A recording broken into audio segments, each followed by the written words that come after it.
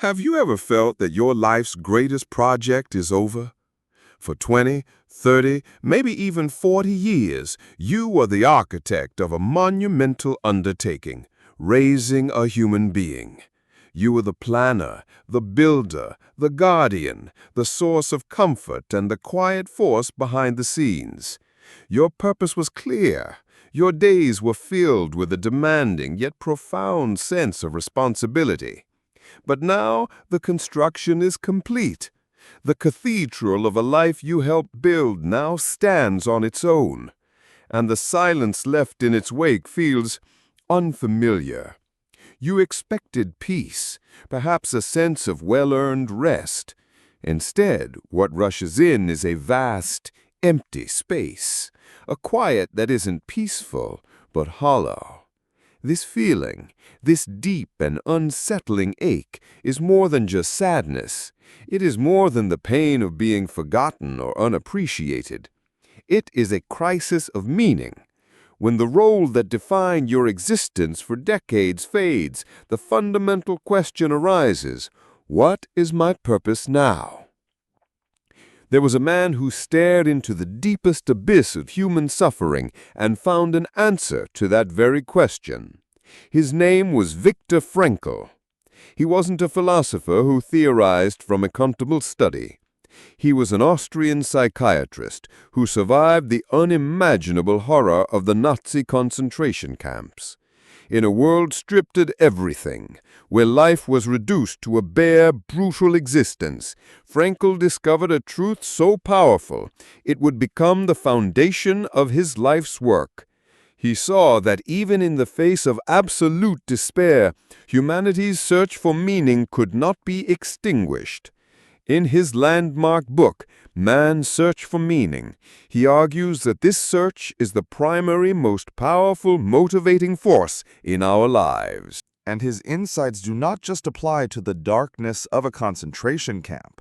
They apply to the deeply personal darkness of a life that has lost its central purpose. What you are experiencing has a name. Frankl called it the existential vacuum. It is the defining condition of modern life for so many, but it becomes especially acute when a core identity is lost. For years, your life was a response to constant demands, a child's needs, their schedule, their future. Your meaning was, in many ways, given to you. It was reflected back at you in the eyes of the person who depended on you completely. But when that reflection is gone, when the demands cease, you are left alone with yourself in a profound way. The existential vacuum is that feeling of drift, the inner void that whispers, "Is this all there is?" It's a state of deep restlessness where you feel you are living below your potential, haunted by a purpose that has vanished.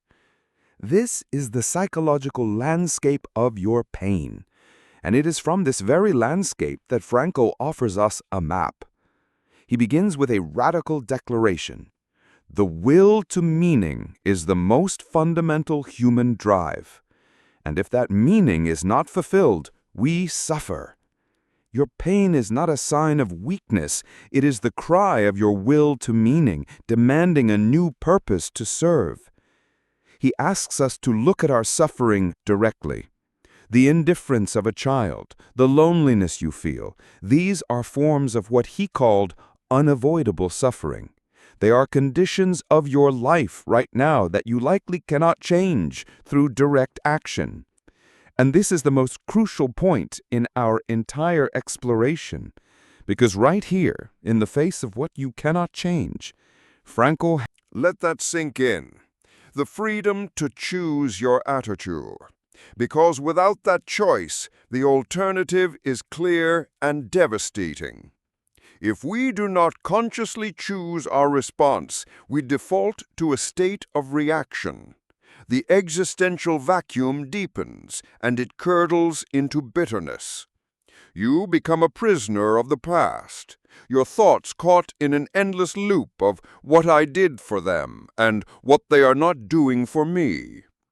Your emotional well-being becomes a puppet, and the strings are held by someone who isn't even in the room. Each day that you wake up waiting for an external event, a phone call, a visit, a word of thanks, to feel whole, is another day you surrender your power. This is the abyss of bitterness. It is a slow shrinking of the soul, where your world, once expansive with love and care, becomes a small, dark room defined only by what it lacks. But you do not have to live there.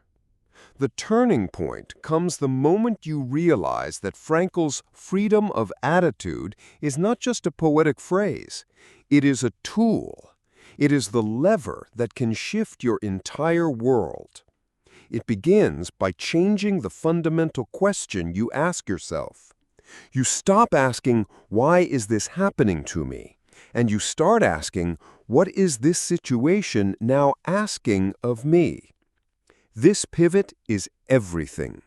It shifts you from the passive role of a victim of circumstance to the active role of the protagonist of your own life. You begin to understand that the meaning was never truly in your child. The meaning was in the love you gave, the responsibility you shouldered, the patience you practiced. Your child was the object of that meaning, but the capacity for it, the source of it, has always been within you. It has not vanished. It has simply lost its primary target. The turning point is the conscious decision to become the architect of your attitude, to pick up that profound capacity for meaning and to aim it at a new destination. So where do you aim this capacity for meaning? Frankl illuminates 3 paths forward. This is the heart of his logotherapy. First, by creating a work or doing a deed. This is your call to action. All the wisdom, the patience, the life experience you have cultivated, where can it be of service now? Perhaps it's mentoring a younger person in your field, volunteering for a cause that ignites your passion, or finally starting that project you put aside for decades. Second, we find meaning by experiencing something or encountering someone. This is a call to presence. It is the path of deep appreciation. It could mean rediscovering the partnership with your spouse now that you have the time. It could mean deepening the friendships that have been on the back burner. It means truly seeing the beauty in a sunset, truly hearing the music in a symphony, truly connecting with the world that is right in front of you, the world that is present and real. And third, the most profound path of all, by the attitude we take toward unavoidable suffering. When you cannot change your situation, you can use it. You can transform your personal pain into a triumph of the human spirit. Your story ceases to be one of neglect and becomes one of resilience and dignity. This entire journey is what Frankl called self-transcendence. Meaning is never found by looking for it within ourselves. It is found by reaching out. Now, let's be absolutely clear. This is not a simple prescription for happiness. This is not positive thinking. There is nothing positive about the pain of feeling disconnected from your own child.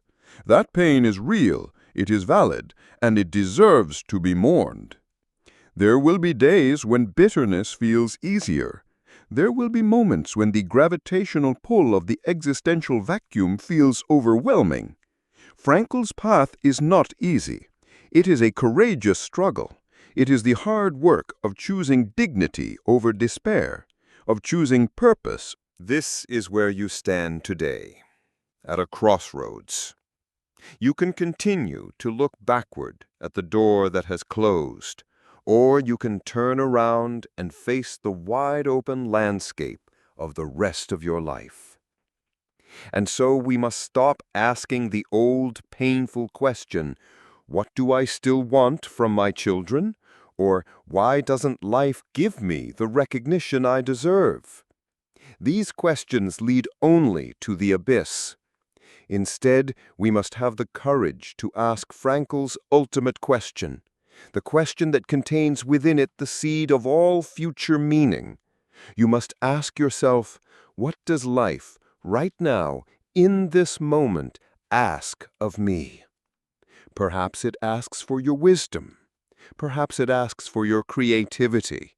Perhaps it asks for your forgiveness, not for others, but for yourself, for being human. Perhaps it asks you to simply embody dignity in the face of a painful situation. The answer is not for us to say, it is for you to find in the quiet solitude of your own heart. By asking this question, you cease to be a passive victim of your biography and become the active author of your legacy.